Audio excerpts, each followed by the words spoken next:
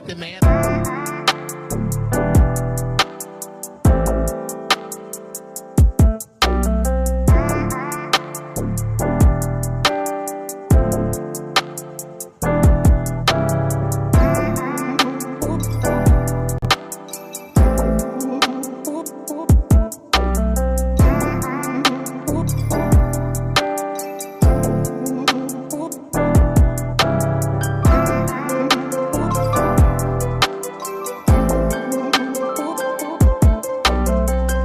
Awesome Wild TV, y'all need to get y'all butts in the seats. It's going down this season.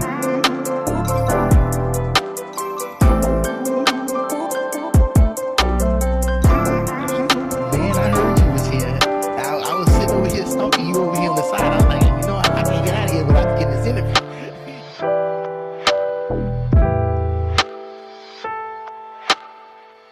I'm Mr. Durite. Y'all need to get in there. Y'all need to get in there. Y'all better get in there. I'm telling y'all.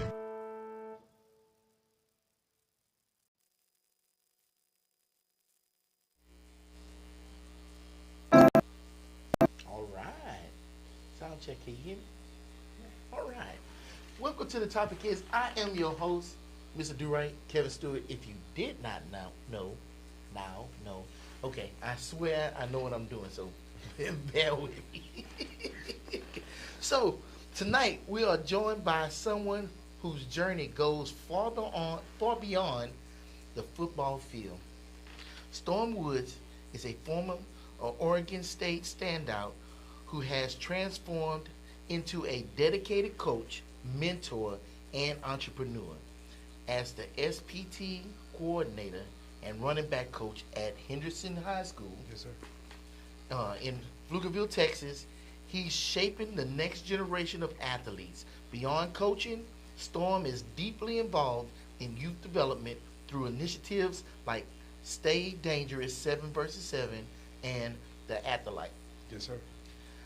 We'll explore his transition from athlete to mentor, his passion for community engagement, and the lessons he imparts to young individuals striving for excellence. Yes, sir. Welcome, sir. Thank you for having me. No, thank you for coming, because let me tell you, that's not an easy thing to happen to get people to show up. Okay, yes, sir. and I don't know, everybody busy, I get it, and everything, all these holidays and stuff, you know, it makes it hard, but I appreciate you coming out. I appreciate you being here and sitting down and talking with me and everything, man. Yes, sir. How you doing? I'm doing well, man. Blessed. Man, this is my second time meeting Mr. Storm, and he was on the Locker Room podcast. There was a really great show. If you hadn't seen it, go check it out. And so we're gonna just jump into this, and I'm gonna ask this first question. This first question is like a pump. You know, you got to put a little water in the pump, Absolutely. and then turn on the pump. Then the pump starts actually pumping water. So this is my priming question, yes, sir, to get the pump rolling. Yes, sir. So my first question for you tonight was your transition from athlete to coach and mentor is inspiring. What motivated you to take this path, and how has it changed your perspective on personal growth? To be completely transparent, I still love the game. It was Okay. hard to let go. And why did you have to let go?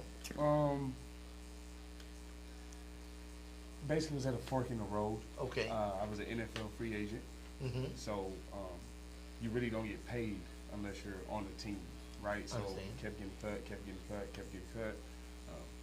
I'm resilient. It's been in me since I was little, so I'm never gonna quit. However, I did have some children in high school. Okay. 2 children in high school, so I had to start looking at myself to where it's like, hey, it's bigger than you, right? So eventually just made the choice, and like I said, since I still loved football, I still wanted to be involved in it somehow, some way. So started training for free, Mm-hmm. and then my mentor, Elmer Fisher, Jr., Okay. or my uncle, he just, as he's always done, continued to like make me think bigger than what I'm thinking, right? If I'm micro, he's always macro. He is. You know, so Yeah. just from that standpoint, he's just like, okay, you love the game, but you're doing this training for free. You need to start your own business. I'm like, oh, that'll be a long road. So he assisted me there. Took about 2 years, got my own training business, and then coaching. I was at Pflugerville High School for a little bit. I didn't have my teacher certification, so I had to acquire those, which then um, led me to get the job at Hendrickson, which I worked really hard to become special teams coordinator and running back coach. But I think that the overall thing is, one, just football meant a lot, and then two was I felt like I had to. We have a saying, like another one of my mentors, Ray Jackson. The plan was never just to make it. The plan was always to give back. Okay. So, if anything, I missed the part, right? I didn't make it as big as I wanted to, but the whole time I'm taking notes from redshirt freshman year to my senior year to being at the East-West Shrine game, right, to all 30, I think 27 NFL draft interviews, right? So this is information that I just didn't go through, but for the kids of the future, right, to learn not only what I did, but where I messed up, what you could have done. That's interesting. So basically, you're saying you went through the NFL process yourself, and now you can reach back to these young people that's getting ready to go that same route and basically put them on game. Absolutely. Huh. No, I'd be remiss if I didn't ask. Yes. You said that you was freelance. Yes, sir. And you wasn't getting paid. No, sir. And you were getting cut. Yes, sir. Was the competition that was so fierce that it made it hard to get your place on the team? Was it? And look, if you don't feel like answering something, it's totally up to you. No gotcha stuff. Yes, sir. I'm just trying to understand. Absolutely. Because believe it or not, I ain't never went to the NFL. Gotcha. Yes, sir. No. Yes. But okay, what was the struggle to get in there where you was trying to get to, especially playing at the level that you was already playing at Oregon State? If I'm being totally honest, I'm a huge spiritual person. Okay. Raised Baptist. Later on became sort of my own understanding of what I now just deem spiritual. But in saying that, I asked God to be great. So I was held to a different standard. So some things I see, not everybody sees. What I feel, not everybody feels. It got to a point in my career to where I just knew that even if I did make the NFL and make a lot of money, I wasn't right spiritually. And I don't want to say that in the sense of like I'm out here doing bad things. Remember, I asked God to be great.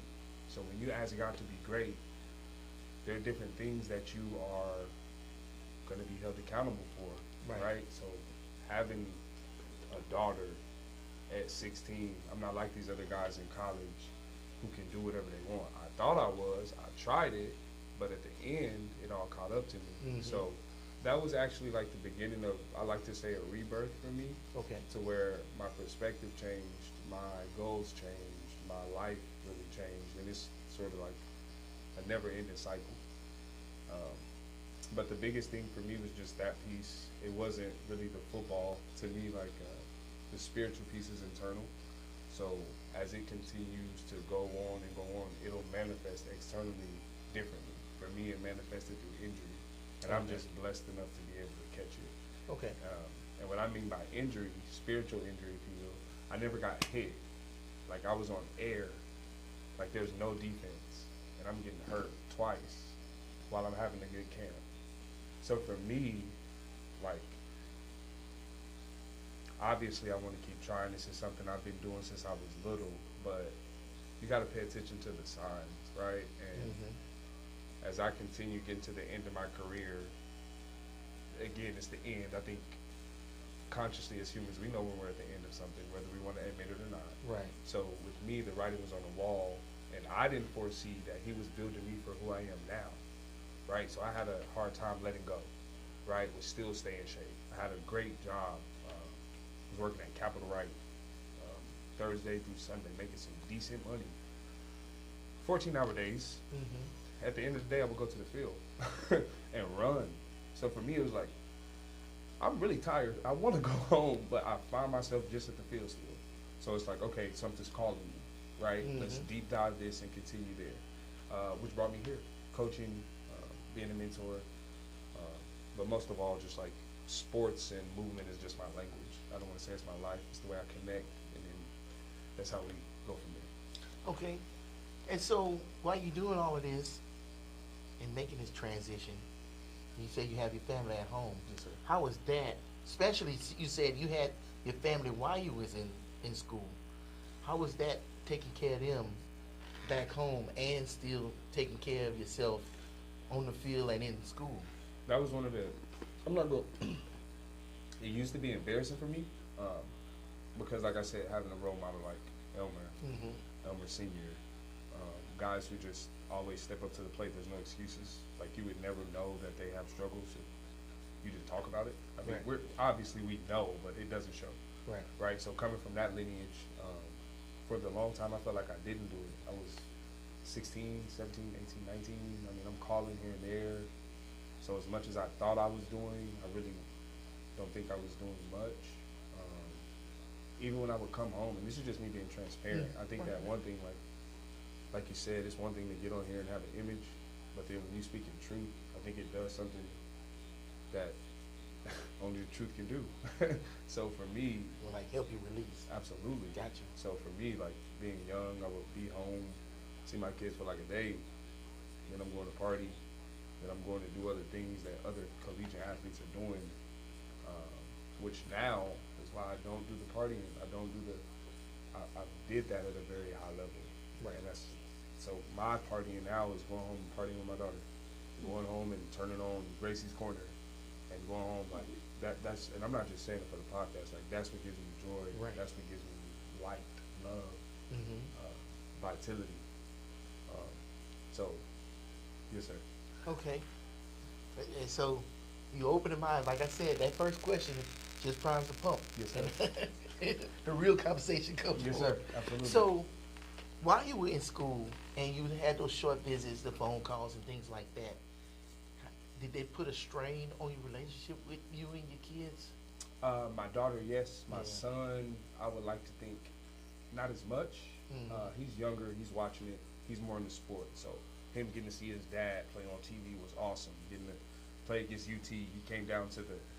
We're in San Antonio. Got to meet us, meet the Alamo Bowl guys, UT. So that was cool for him. My Mhm. daughter, just being fully transparent, that's something that we're still working through. Yeah. She's strong. She reminds me of me. She reminds me of my sister. So she's not gonna hold anything back, right? And then I would say she has the right to be a little upset, Right. right? So one thing that I'm not gonna do is try to make her feel like Bad her for feelings the- are inadequate or you're Yeah. wrong for being mad at daddy. Right. If anything, Right. I love you. And I I'm brought gonna that work on through to this you. with That's not Exactly. even your fault that Bingo. you're feeling like that. That Right. part. So accepting and then loving her enough to maneuver, which, to be honest, if I would have knew it was going to be like this, I probably would have stopped earlier. Because to me, it's bigger, Right. right? And I used to tell my coach, like, Lord, forgive me for saying this, but I want to die on the field. Like, that's a dream. A gladiator, a warrior, Mhm. carry me off this field. Now, that's the dumbest stuff I ever said, man. I'll be looking at my kids' eyes, picking them up, just Right. spending time. Like, Yeah. that's the beauty of being a man for me. So, obviously we have what I like to call our latter years when we're climbing the ladder to get to our conscious level to where we're really conducive as a man. Mhm. And they taught me a lot. Man, that's really good. And believe it or not, I can relate to what you're saying. 110%. This ain't about me, so this ain't gonna go into that. But Yes, sir. it's funny. You can sit down and talk to somebody, and when you really talk to them, you see how we are so connected in so many ways. It's eye opening. Okay, let me get out my feelings. All right. All right. So you painted a great picture, and I think it's important. A lot of times you see, and you kind of touched on it, you don't see people's problems. You don't, it's almost to like people don't seem real. Yes. You got this image, you see this, you're like, oh wow, and you like, man, I want to be that. But you don't know what they're actually going through. Bingo. And until you talk to somebody, you don't know what they're going through. And then you find out, well, they just like me. And it's cool to sit here and talk to people and have that realization, because I think that's the thing that's really going to bring this world closer. Just us to sit down for 2 seconds and talk to that other person and see what they're about, and you realize they're not too much different than you are. Bingo. So, okay, I'm getting off the soapbox. The next question is, you really got me with that. All right, so you came back. Now you with the family, and you come back and you go straight into like the school district, and start coaching and working on getting your teaching credentials. No, sir. So it was about. I started training right away, but the teaching credentials took a little time. I wasn't 100% sure that's what I wanted to do. Okay. And then I don't believe in certain words. So I was down, if you will. Wasn't thinking with clarity, sort of disconnected. Well, that's a hard transition you made. You know? You went from doing something that you loved and chased for your whole life. Now you moving here. What are you gonna do to replace that? Bingo. And I'm gonna say this: when you're doing something you love, you get a certain high off of that. Yes, sir. And you chase those endorphins, and then when you come back, and everything is slowed down, and you still kind of looking for those endorphins. You're trying to get that hit, but civilian life. Yes, exactly.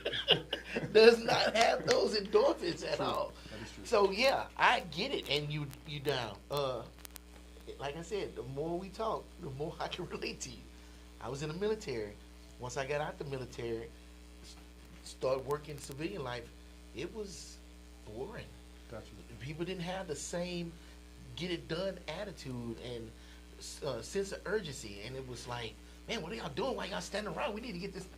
And I had to take myself out of it. So I can imagine you had to rip that old self off, that old skin, in order for you to start to make that transition, but not only for yourself, but your family also. Bingo. Yes, All right, sir. well, let's go. Let's keep breaking it down. Let's Yes, go. Sir. Yes, sir. Just so the rebirth, if you will, right? Not bringing it in there, but I think that's a big reason when we talk about like Christ, Okay. right? How he essentially gave his life for ours, right? So when we talk about rebirth, for me, that's ongoing. Like I have stories on how many times I have been reborn, and for me, like when I was younger, I would always look at that like, man, he died on the cross for us, for that. And now that I'm living it, it's so much more heavier. Now you say reborn, Yes, and sir. you were reborn so many times. What is your definition of reborn? Okay, so like this. After a college game, Mm-hmm. and this is me being transparent, I feel like kids need to just Let's hear just say this. you're gonna be transparent the The whole show. whole show. Gotcha. Okay. Instead of speech language. But no, my grandmother, my mother spent hard-earned money to come to Oregon State and visit me and see me after the games. After the games, I'm going out. That's not thoughtful. That's not loving of the two women who put their life on the line to make sure that you got to 18, now to make sure that you're here. I did a little part, but still, you're not looking out for them. You're not the man of the house. You're not doing what Elmer Jr. and Elmer Sr. put in you, right? So then, to be here now, I wish I could say I do everything that they asked me, but I took a step. I took a leap, right? From those memories hurting so bad, and that time almost keeping me prisoner in my thoughts, praying to God for another opportunity. When this opportunity came, I would seize it. Similar to with my lady. Like, my lady's been my friend since 7th grade. She's seen me through relationship, college. So for her, one of the toughest things to do was just to fully trust me. She was like, I was your friend when you had multiple girlfriends, when you said you didn't have a girlfriend and you did. So being reborn for her is like, I was raised like, you don't go through my phone, I don't go through yours, right? I have nothing to hide now. You can go through it. You can have it all. Like, I'm becoming to learn how to live for you as a man. So that part of me that once would look at her and judge her like, you crazy. Oh, you tripping. Well, now I can see the lens that, okay, maybe you made her crazy. Maybe you didn't do some things that helped her, right? So when I say reborn, there's sort of a process to where, in my opinion, you get out of your way and you invite Jesus. I call him Yahshua, Yahweh, Jehovah. You invite that spirit in your life to teach you, to then help you become, right? It's not an overday process where like I go pray at night and meditate, and then I wake up like, oh, it's done. Right. No, this process is ongoing, but again, when you're in the spirit and you're trusting, there's nothing that can be done. So just making sure that you're meeting your mark every day and whatever that looks like. You know, you saying that, first thing that pops in my head is you buy this house. The house is empty. Nothing on the walls. nothing on the floor, no furniture, nothing. And every day you sitting up there gathering things to fill this house up. And even though you know you got your sofa, you got some pictures on the wall and everything, that's not what's going to be there in the end. Because that what was the velvet pictures with the leopard on it, the Black Panther on it, and you had to put the black light on it, and you're like, man, I love that picture. But then you start growing up, you start looking at it like, that's pretty tacky. I need to go ahead and change that picture, right? Yes, sir. And so you grow up, and then now you have this home that has not only meaning, but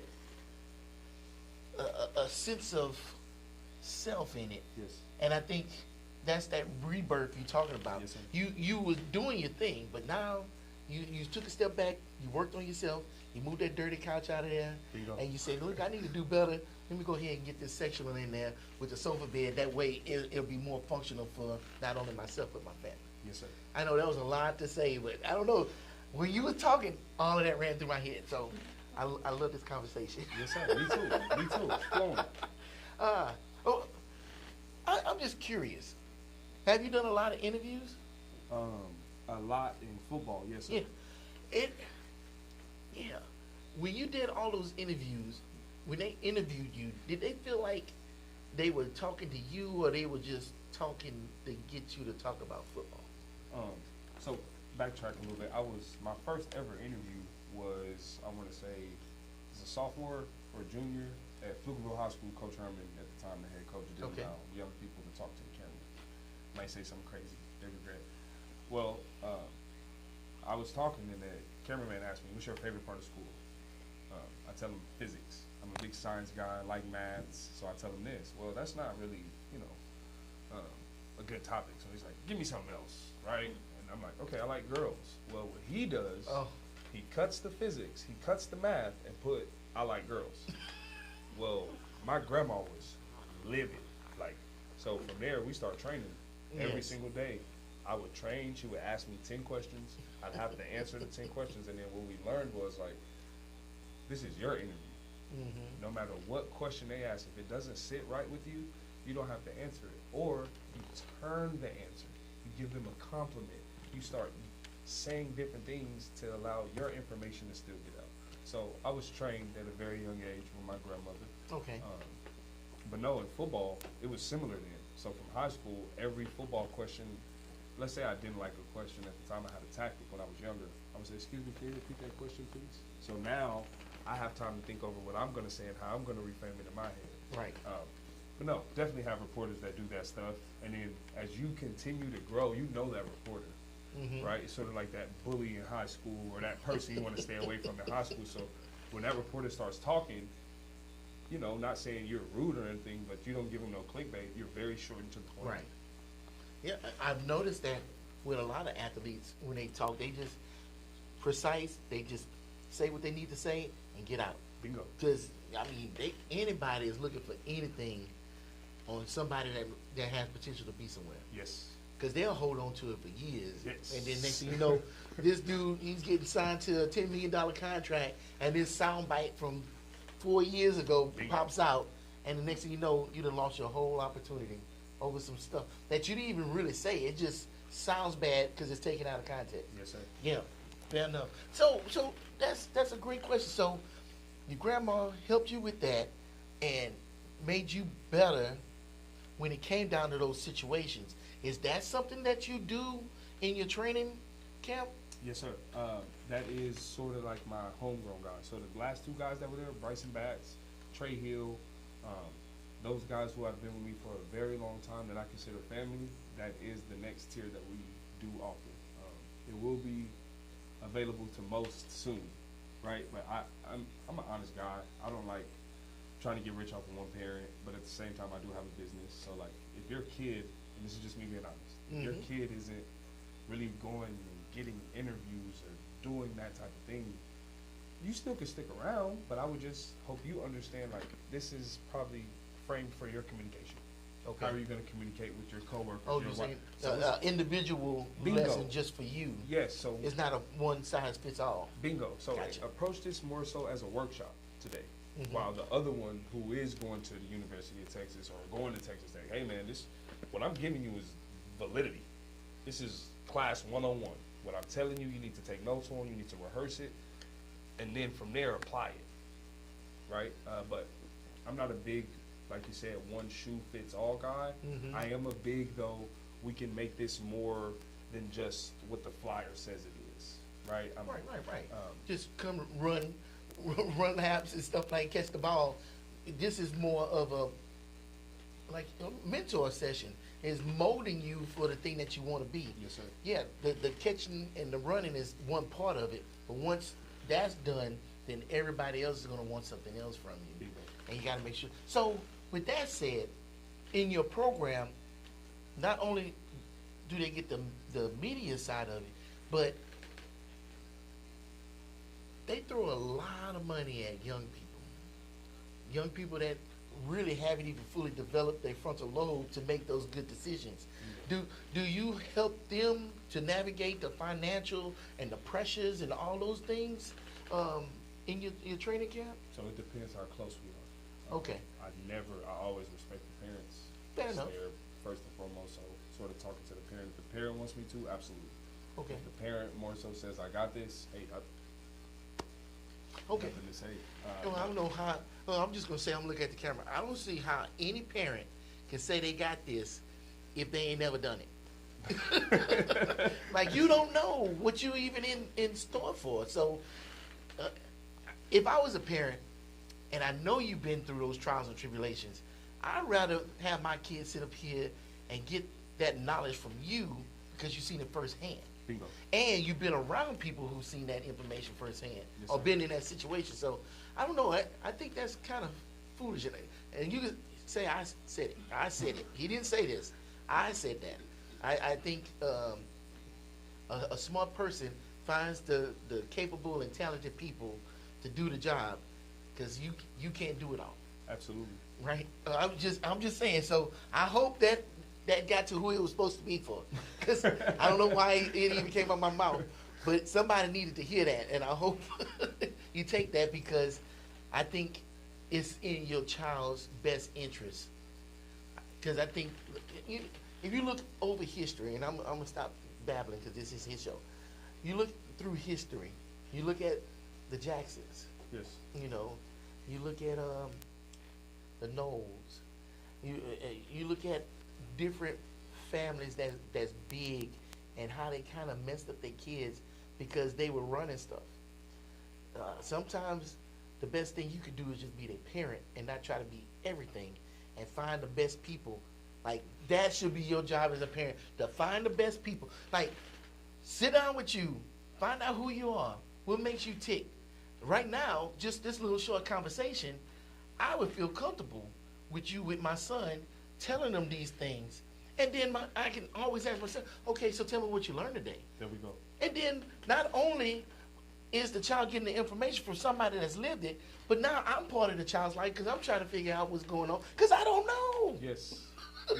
No, I think that is a big part that parents don't do enough of. And I'm not going to sit here and say parents don't do this or that. But just being a school teacher, you got to fight for your kid. No, like every day you come home, you should fight for your kid.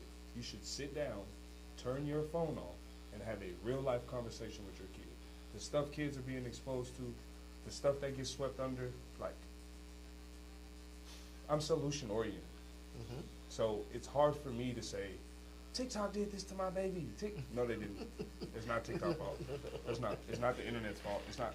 It's everybody's fault because they point their fingers, but they got three fingers pointing right back at them. Bingo. And one thing I think I like being a problem because I'm also the solution. Mhm. Not saying that with ego. If I check myself, 9 times out of 10, the problem is going to solve itself. And if it doesn't, I'm not going to remove myself from the situation. But these kids are wanting relationships with parents. They are wanting to have these conversations. No kid wants to act out. Right. Right? So when we get to this, and sometimes I look at it from a therapeutic standpoint, to where, like, as an age, what these kids are doing, and I have a different lens. I think these kids are brilliant. Mm-hmm. I think these kids are speaking their mind. I was a yes sir, no sir kid. When there were multiple times, I'm intelligent. I can speak and tell you I have a difference of opinion, but because of fear, I say yes sir and no sir and live in a box. These kids aren't here for that. Right. at all, right? And then there are some who are just, when I say genius, it doesn't even, like, I give this talk to my class at least once a week. Like, it's an honor to be able to teach this class. I can feel the power and the vibration and energy in this room. There's so much greatness in here, and I'm here to pull it out of you. So understand, and we go on our little TED Talks, and I tell them my mistakes and what I did wrong, but no, this generation has great leaders, great, however, right, I think greatness is a mirror. So the greatness that I see in my son, my daughters, makes me be great. I'm not looking for a meal ticket. I'm not looking for, hey, you do this for me. No. You're great. I like being around you. Let me be great. Let me not mess this up. Let me make sure I'm healing. Let me make sure I got to go to therapy if I need to. Let me stop listening to this music. Let me eat a certain way. Let me make sure I'm waking up in the AM, taking care of me so I can be the best me for you, right? So from that standpoint, that's how I sort of treat my children in PE, my children of Athelight, my children that have come from my family, all in a class of their own, to where it's like, hey man, you're going to get the best of me because I see who you treat. Exactly. I saw we have a comment. It's like you said, my son loves Storm. I love Storm, and I would put my son in anyone else's hands but Storm because it's bigger than football. Mentorship is real. That's from Thomas Collins. Yes, trained with T twice this week, always there, one of the young guys from the Pflugerville area. Okay. Thank you for that first and foremost, Mr. Collins. That means the world to me. Thank you, Mr. Collins. I'm everywhere. Thank you, Mr. Collins. And that's just the example when I say family. Like the conversations we have as men, and then his son, it's like, his son's gonna be cold, by the way. I don't want nothing to do with that. Right. You don't even have to ever mention my name. You're not trying to attach yourself to him. No. And caboose the kid. All you trying to do is give him the things that he needs so he can move on and do the things that he needs to do and wants to do. That's it. Now, that's not an everyday thing. That is true. That is true. That is true. So, I think people would think more that that's what you are trying to do than they are thinking that that's not what you're trying to do. So, you are going up an uphill battle with that. And to be honest, I lose sometimes because of that. What do you mean by lose? My marketing takes a loss. There are a couple signing days. I went through the process. When I'm looking at signing day, Mary Bars, my grandmother, Faith Bars, my mother, June, and like 2 other coaches. That's it. That actually like poured into that process. So for me, knowing how little went into that, I don't want to be a part of your signing day. That's you. Oh yeah, that's a personal day. Yeah, man, don't. With the people closest to you. Come on. It's like a baptism. Thank you. But for the marketing as a trainer, you're supposed to do it. So because you running a business. So that's where Elmer has helped me separate emotion from business. You have to be there. Now they know. They know this. So that's where I'm still learning. But see, that's hard. So this is one thing I have not been able to figure out. Apparently, everybody else will figure this out, and I haven't. How do you take emotion and humans out of business? I mean, I don't know, because if you do, then all you have is a bunch of cutthroats that's just going after everybody, and I'm sorry, the way the world is today. You know what I'm saying? Exactly. It's like every time you go to Walmart that they getting you some kind of way. You just don't know how they getting you. Bingo. But you have that feeling, and it's bad that we have to feel that way going into something. So, I think it's commendable that you don't want to be there because you don't want to invade that private ceremony, Yes, right? sir. However, it hurts you too because you don't have that presence, so everybody else can say, "Oh man, I need to bring my son over there because look what he did with his son." Bingo. So, you're a solution guy, but without trying to be like a pirate and be dastardly in business, how do you rectify that problem? So I think that you continue to let the Most High lead your steps. Okay. And you meet him where he is. At the same time, though, right, when the Most High is leading your steps, He's gonna give you a mirror. So just like I said, part of that mirror and looking at myself, I know that I have to market myself differently to let parents at least see the optics. I'm not an optic guy at all, right? The way I talk, You just do it. You just get it done. You ain't trying to promote. You ain't sitting up here trying to parade and all this other stuff. I'm Just not. let's get it done. And then, all right, I'm good working with you. Go do great things. no matter who the kid is, in PE, in football, in Athelight, I talk to every kid like I talk to them when their parents is around. And I can hang my hat on that. That's a big plus for me, right? I don't, it's a lot to where I like when the kids feel heard. I like when the kids feel like after this session, even though I tripped on every cone, I have the opportunity to get better because you care. Wow. Right? You're not just telling me, do this, do this, do this. It's And like, then get out of here, kid. You bothered me. you can see it in the eyes. Right, You right. can feel it. It's like, oh, what's the next one? Or thank you. Or, you know, so that's the Right, that's right. the thing. Well, here's a question. Who do you think gets more out of this, the kids or you? Me. 100%. No brainer. And you can ask him. I tell them this every time. I tell Trey Hill, Bryson Batts, my running back group, Thomas. I hope you notice, y'all are doing more for me than I'm doing for you. They laugh every time. But they don't get it. They don't get it. Right? No, they will. They just not in the position to get it yet. Bingo. And Yeah. it just, like, not being too deep, that this football, like, there was times to where I was contemplating not being here no more because of football. So to be able to walk that path, that's essentially why you hear the spirituality like you do.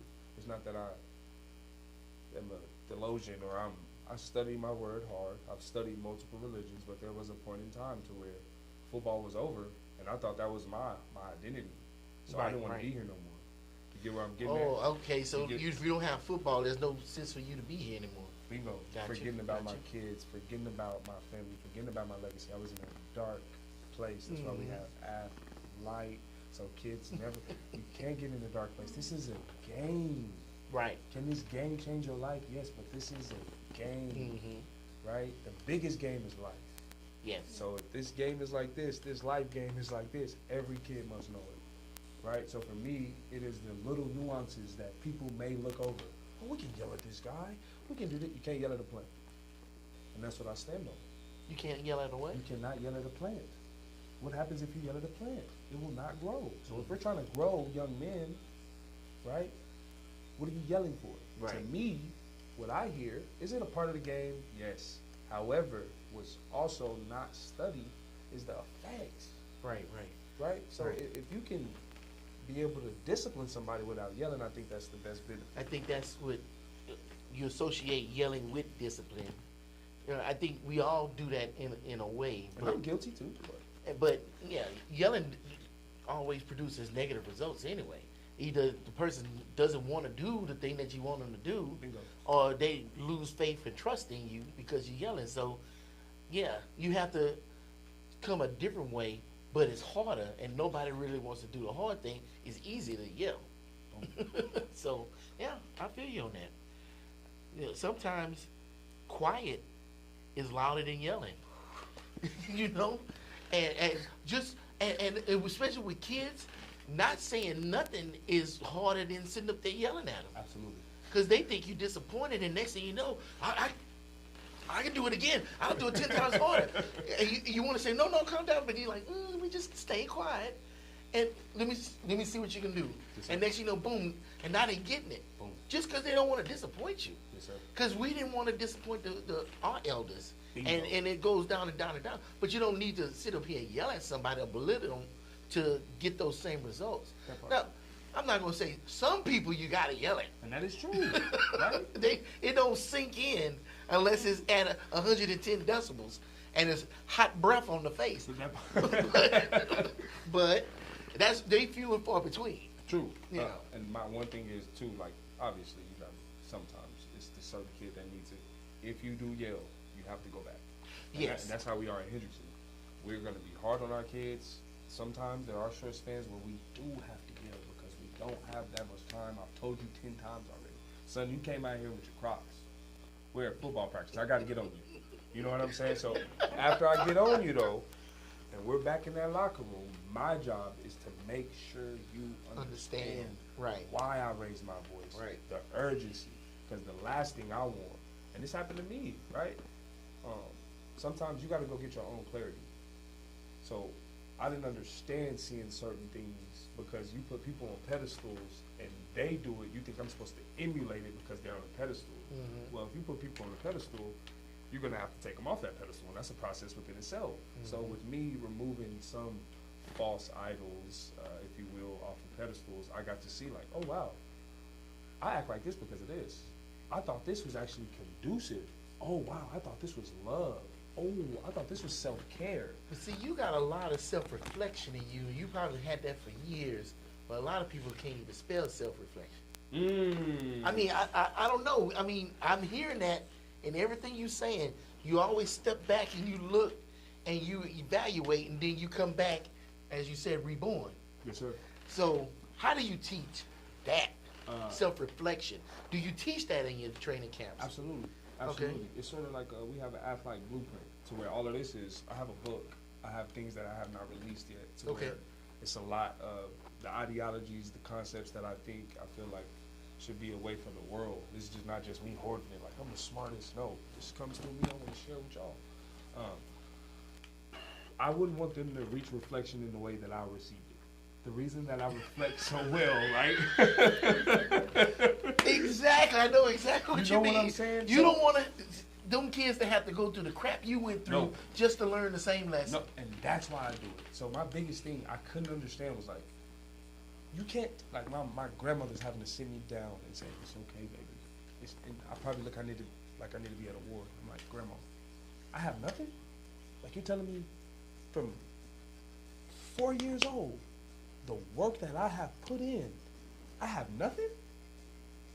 I can't call him. You trying to give me a job at Target? After I done put 5 years on the line, multiple concussions, my fingers are still broke. Damn. What we talking about here? Boom, that's the reflection. Yeah. Stop. Nobody gonna save you, son. You have you have everything. Whose experience is it? Theirs or yours? Did you walk in that room? Did you run that ball? Did you talk to them professors? Did you pass those classes? Did you go to Nike? Did you come back to the Alamo Bowl game? Those are your experiences, son. Did you fail this? Did you pass this? Okay, son, take a step back and look at the totality. You have everything you need. You just need to reinvent yourself. You need to see the identity. Oh, you need to see my plan that I have for you, not yours. So until you see that storm, you're going to be stuck, as Elmer liked to say, with chains on your mind. The shackles of your mind. So until you break those shackles, you're going to feel like that. And as you break them, you'll be free. Okay. Now, it's something I'm supposed to ask you before I get too far. Yes, sir. And it kind of goes into what we're talking about here. So back when you were in school. Yes. You had the pressure of getting your grades. You had the pressure of, getting on that field and doing your best. How did you keep your head on your shoulders? How did you manage all of that pressure? And because we already see that you did. Yes, sir. And you already got the blueprint. So we're going to cheat a little bit. I'm going to try to take a little page out of this book real quick. How in the world did you manage that pressure at that young age? Okay, I think, so if we're emulating, right, I'm going to talk two places at one time. So like what I did and what the parents should be doing. Okay, So yeah. what my mom did was just make sure I was busy, mom and grandma. So before camp, I went to engineering camp from 6th grade to 9th grade every summer, right? So before sports and everything, I'm at engineering camp from 7 to about 3. From 3:30 to about 7, it's a grind. And that grind looks different. AAU basketball practice, going to run track, going to do football. So my mother did a great job of keeping me busy, right, but maintaining that academics is number one. I had an 85 one time, man. Like, the quarterback's calling the play, I'm looking at him, and he's like, bro, what are you seeing? My mom's behind me on the field. Right? She coming to get you. Yeah. I'm not going to repeat what she told me. But long story short, I had to get off the field. And for me, I'm looking at her like, Mom, this is an 85. Are you serious? This is high school? This is high school. Okay, got you. An 85? Fast forward, she set the tone. She set the standard. So I knew I couldn't come home with nothing less. And then I think it's big when you show it, right? You just can't say, you live at this standard, now I'm finna go lay down and watch TV. My mother worked 3 jobs. So she was extremely hardworking. She was extremely passionate. She was a go-getter. So me seeing that, I couldn't let her down, right? What am I saying to do? Parents, make sure you have a schedule for your kids, right? They need to know what they need to wake up doing. They need to know what they're doing in the midday. They need to know what they're doing at night, right? If there's ever a time where they're guessing, that's a loss. That's idle time, what we call in college. Idle time, very bad things happen. And then secondly, the village. I think I've spoken on that before. The guys I hung around, they didn't get bad grades in college. You can't hang around somebody that's makes it okay to do what you're not supposed to do. So if we're all supposed to be getting good grades, and I have a friend that's over here like, man, it's cool. Nah, you're not my right friend. You're a distraction. You gotta go. So that had to been instilled in you way back. oh, absolutely. Yeah, because not everybody know bad association spoils useful habits. True. Bingo. True. True. And then lastly, just the culture of Oregon State. I think that's one thing that they did a great job of from the Bridge program. We have this literally called the Bridge program where we come in as high schoolers. We have the summer to get acclimated. We get study hall. You get tutors. You get older guys walking you to class, telling you how to do this. So in the full transparency, you got to be silly to like fail. Okay. You got to be like, that's why. You just went to school not to succeed. It don't get me wrong. Out of every class, say it's 25 guys that come in the summer, about 7 are going home. Mm-hmm. That's just the statistics, right? It's freedom. It's gonna be parties. It's gonna be anything you want at any time. Not everybody has that maturation that can handle that, right? Right. Some people can live both worlds. Some people can't. So, but no, just one, my upbringing, 2, the schedule, and then just the little intricacies of Oregon State and the things that they had set up for us as a freshman allowed me to start off really good and then never really dip back down. Okay. Yes, sir. Man, that's some good stuff. Let me get my thoughts together.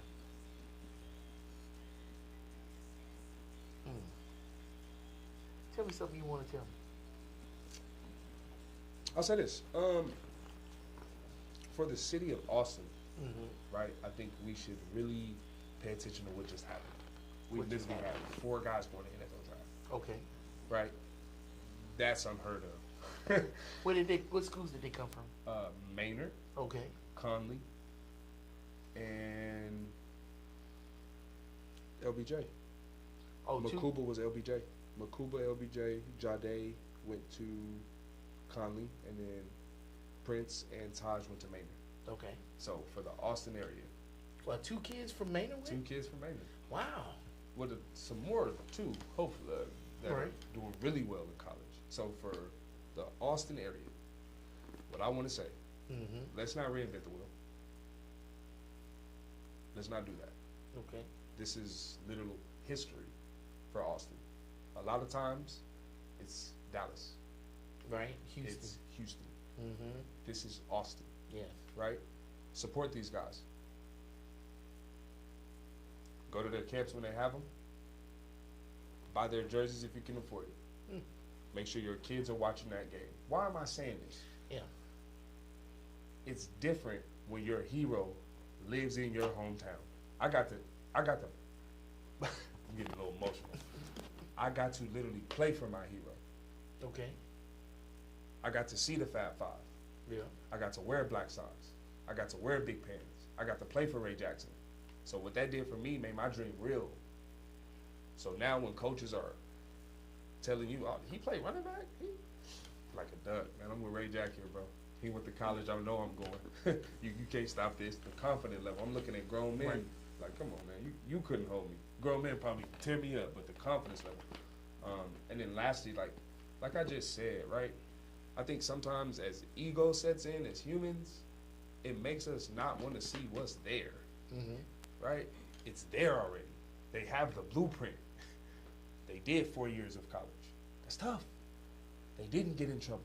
That's tough. Yes. They are not only in the NFL. Each one was spoken extremely high by their coach. I don't know if, I mean, you know this, but in the college realm, they can't lie. Because if they lie, the information's gonna come back out. Oh, Right. this kid's grade. Da, da, da. Literally 24 hours is a video of the same kid doing some miscellaneous stuff. This coach just lost credibility. Right. Right? So for these 4 kids to be from the 512 area, one, great job, y'all. Extremely proud of y'all. Literally monumental for what this is going to continue to do for Austin, for parents, kids, trainers. And I'll say this, when I was playing, one of the biggest things that I look back on is like, for 3 hours and 27 minutes, everything stopped. If I had a family member doing drugs, if I had a family member in a fight, if I had somebody going through something, while the Oregon State Beavers were on TV, they were supporting me. That's powerful. That means nobody's in danger. That means people have hope. That means people are loving. That means people are dreaming, right? So sometimes, especially me, I look at this from a different lens, right? So first and foremost, wishing health, prosperity, love for you young men. Claim your pen, right? When you have your pen, you can't have a violin. When you have your pen, you are narrating your story, okay? When you have a violin, you're trying to tell everybody about the sad shortcomings. We don't have time for that. You have your pen, continue to narrate it. And then lastly, just understand that you were once the little boy dreaming to be where you are. So the little boy in Austin is going to expect big things of you. Just a simple high five, a simple hug, simple anything will help them get to where you are. Again, proud of y'all, man. You know, I'm still learning from you. I'm gonna be real transparent in this moment. I never looked at it like that before. I never looked at athletes like that before. That's what you said is huge, because this person who had that dream saw somebody that looked like them, said they can do it, I can do it. Then they achieved it, and now they get to be that person that young person is seeing do the thing that they want to do. That's huge. Bingo. But what else is huge is I saw you encourage that person, and that's not what you hear. You telling that person, hey, it's your turn now. Make sure you look back to see who's following you. You don't hear that very often. It's just, man, you the man now. You the man. You get up there and you take your throne because you the man now. Until we get through using you up, then you ain't the man no more. It's like a meat grinder. Bingo. But you don't hear somebody say that. I've never heard that. That's why I never saw athletes like that. I think the biggest thing that I try to do is I took it to heart when somebody said, be who you needed when you were younger. I had to forgive a lot of, like, I'm just being real, I had to forgive a lot of people from Austin when I got to my pinnacle of the NFL. And it's almost like they don't know what you're going through. First question, why you in the NFL? They have no idea what you're going through psychologically, right, emotionally. And then it's a lot of people that fell off. Like, I'm hearing from you every day. I had 127 people at the Alamo Bowl game. I like talk to 6 now. So that's how life works. But in that, right, that's the lesson that I want athletes to understand. Like, if you hold on to something that only hurts you, you're bitter. So instead of, I don't think you can get blessed like this. You have to have both hands open. You been right? talking about it next. So when you have 2 hands open, I now can read. I now can see what God is putting in front of me instead of saying, man, you remember that time I was at Oregon State and I had this and this and that. At the end of the day, divine orchestration is in everything we do, whether we want to admit it or not. So if I can see the purpose, or not even see, just know that God is control of this, I'll be able to better handle it. Man, my friend. This has been a really good conversation. So, real quick, how can a parent find you in order for they can get their kids in your program? So right now, primarily on Facebook, Twitter, or Instagram. Athelight, the Athelight is what I'm under, or Storm Woods. Right now we're under DM. In June, which is a couple weeks out, my website will be up. We will have shorts, not quite the podcast yet, but shorts to where my email, my LinkedIn, everything will be listed under there. So until then, just Twitter, Instagram, and Facebook under Storm Woods or The Athelight. I got a good question. Let's say there's 5 people out there that's watching this video. Mm-hmm. Probably only going to be 5 people watching this video, but we're going to say 5 people watching this video. What could those 5 people do to help you help more kids pursue their dream?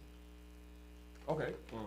I think first, I think that there's 2 different helps. I think there's one help of helping the kid where they're with me, and then I think there's helping the kid by just being a really good person, right? Like, so what I'll say is to the 5 people, one, if you're gonna help 5 people out there, I would say be transparent to the kid. No. Not those 5 people helping the kid directly. Okay. How can those 5 people help you help these kids pursue their dream? Oh, okay. Excuse me. I sort of mixed. I misheard that. Yeah, a little that's bit. fine. And I'm here all day, twice on Yes, Sundays. sir. It's the how reason I'm could asking they you this question. Help me help the kid. Pursue their dream. Well, one, bring him to Manor Senior High whenever I train. Okay. I think that would be pretty cool. Number 2, speak about the different muscles. I think it's a cheapskate or a cheap way to just speak about the physicality of the muscles here. I think this is the biggest muscle. So read to the kid, read with the kid, understand that this can be a trap if you're not smart. Okay. So make sure that the kid is getting educated. Another way I would say is just tune in to stuff like this, the informational stuff, instead of, right? I'm trying to get away from the mundane of the physicality, because I think that's what enslaves the athlete when they just think about it from the physicality standpoint. I need to work out. Work. Right, No, right. man, study, read. What are you working on? Do you know what body part? Do you know about recovery? Right? Okay. And then which gets me to another lens, like when we go to a football game, if I had I'm going to do this, but it's my first time talking about it on the show. I have 3 pictures right now. One picture of me playing at Oregon State. It's the same exact lens. 3 pictures that are the same. To me, they're different. Okay. And somebody would say, why? I see you, I see this, I see this. I see it. In the first picture was my caterpillar. I'm trying to get on the history boards, the history books. The second picture, I'm in my cocoon. I see some networking opportunities. I see some different people here. This isn't just a football game. In the third picture, I'm a butterfly. Hey man, see these sheets? It's plastic. Who built all this plastic? You see them light bulbs up there? Oh, light bulbs. Who put all them light bulbs in there? You see this metal in this stadium? What am I getting at? It's way more ways to be financially wealthy in the game of football than just the 1% of playing. Right. It's a business. This is a system, man. Right. So like, this is the analogy I give. It's a carrot, a little carrot that's dangling in the hood. Everybody in the hood going to run and get it. Just for that one aspect of the game. When in reality, it's multiple aspects to the game. So I almost want to tell a parent, hey, how about this? You tell your kid, if football does not work, you stay with it, but you open up another branch and what happens? Right. That's where you get agents. That's where you get trainers. That's where you get chefs. That's where you get consultants. That's where it's like when I say this game has yet to be tapped into, it's limitless this way, man. A football player, let's say he went through high school and everything, he's going to college. Let's say he decides to get an engineering degree, but doesn't make it in football. But he can still be in football as an engineer, helping better helmets, pads, the ball, aerodynamic resistance. Yes, sir. Just things to help better the game and better the people that's still playing. Plus, you know the game, so you better educate it to help solve those problems because you know the problems. Bingo. Look, that's super awesome that you said that. However, I'm upset with you because you still didn't answer that question. Here's why. I'm asking that question for a reason. Yes, sir. Because I want those 5 people to help you. Earlier, you were saying you're not sitting at that signing table, so you don't get that coverage. So people just flock to you. What can those 5 people do to help you, not your kids, Yes, sir. to help you directly, Yes, sir. so you can help these kids pursue their dreams? Yes, sir. Tell them, the 5 people, what you want them to do to help you grow, not only as a person, but grow your business in order for you to expand these young minds. Because that's what you need. Yes, sir. That's why you're here today. Yes, sir. I asked you to be on this show for a reason, and I didn't know what it was, but I feel like this is the reason why you right here in this studio right now. Yes, sir. Ask some 5 people for what you need. I would just say word of mouth marketing, right? When you see something, repost it. That goes a long way. If you really, really enjoy the session and you feel great about it, go tell a friend, go tell a family member, go bring another kid with you. The more the merrier. I think the biggest thing though is this. I'm aware that what I do and how I speak is not for everyone. So to make sure that you do your homework, and when you come, you know the totality of the expectation, right? This isn't just about football. If anything, I think about football this big, and I think about the quality of your kid's life this big. I'm not gonna hide it. I'm here to make a better person. I believe great people easily transition to great football players. Not every great football player is a great person. Facts. Facts. Say that again. I just say, if he's a great person, he's gonna transition to a great football player. Just because you're a great football player doesn't mean you're a great person, or just because you're a great athlete doesn't mean you're a great person. Man, I feel like Ray. I almost threw a flag on that. That's saying a lot. Just because you're great at whatever, great CEO, great businessman, great whatever, doesn't make you a great person. That's facts. But you trying to build great people that can be great athletes or great businessmen or great CEOs. Yes, sir. That's the easy part. Because once they have that greatness attached to them, everything that they touch is now going to be great. Yes, sir. Thank you. And I'm going to also tell the 5 people, come out there and watch them. See what they're doing. Talk to him. See what type of person he is. And once you see who he is and you understand who he is and you like what he's saying, then I guarantee you you'll bring it up in conversation to somebody else. It's funny. You could be at work and all of a sudden it'll come up in conversation, and next thing you know, they talking about you, and somebody needed to hear that. Because I'm a true believer in that sometimes stuff come out your mouth because somebody's supposed to hear. And the only way they can sit up here and put that information out there is to know who you are. That's why you're here. Yes, sir.